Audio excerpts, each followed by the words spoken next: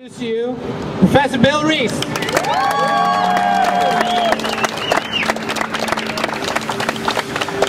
Thank you all for being here. Can you hear me? Is this loud enough? I think the argument is really quite simple. Despite all you've been hearing recently from highly paid climate change deniers, climate change is a fact. Temperatures have risen by 0.8 degrees in the last century. They're currently rising at an accelerating rate of 0.2 degrees per decade. We're seeing sea level rise at about 5 times the rate predicted by global models. We're seeing the destruction of the glaciers. We're seeing the spread of deserts around the world as the westerly winds recede toward the poles as a result of the larger heat budget of the planet, and so on. There's no question that climate change is a reality. It is currently affecting the lives and properties of tens of thousands of people, some say hundreds of thousands of people annually.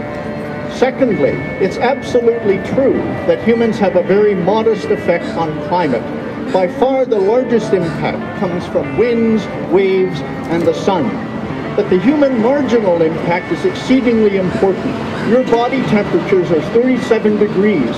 That's about well over 280 degrees above absolute zero.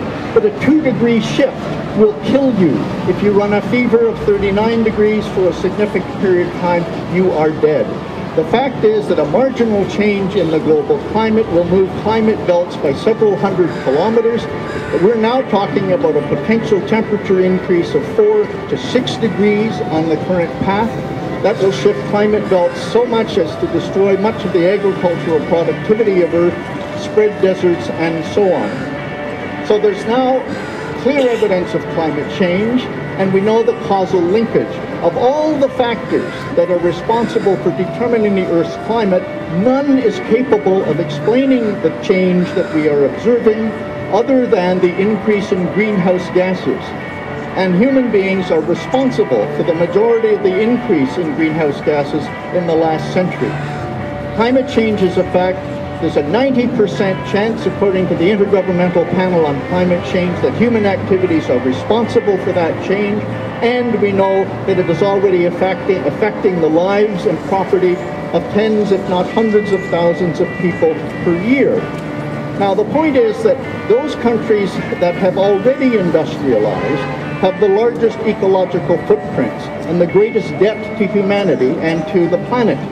Canada and the United States, for example, emit upwards of 20 tons of carbon dioxide per capita per annum.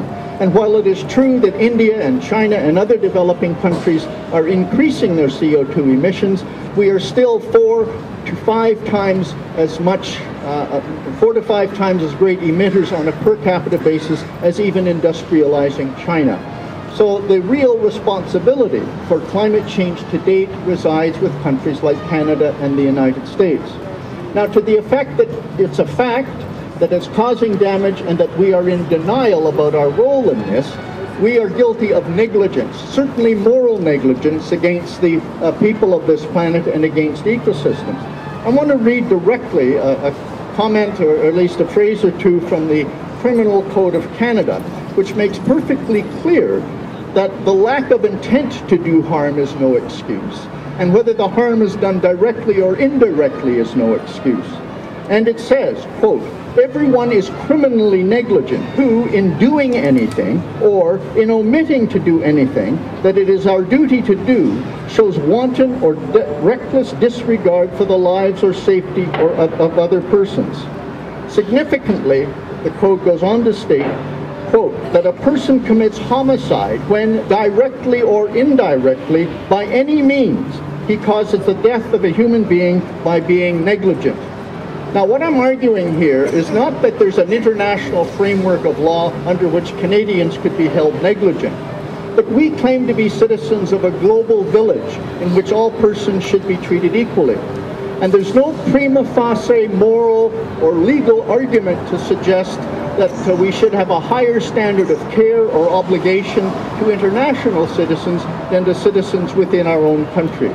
So the basic argument here is that by failing to act, by failing to recognize our responsibility, For the damage being done to the lives and safety of other persons, we are certainly morally negligent, and if we were actually acting as if this were a global village with the appropriate basis in law, we would be regarded as acting criminally negligent toward other human beings and towards the ecosystems that sustain us all.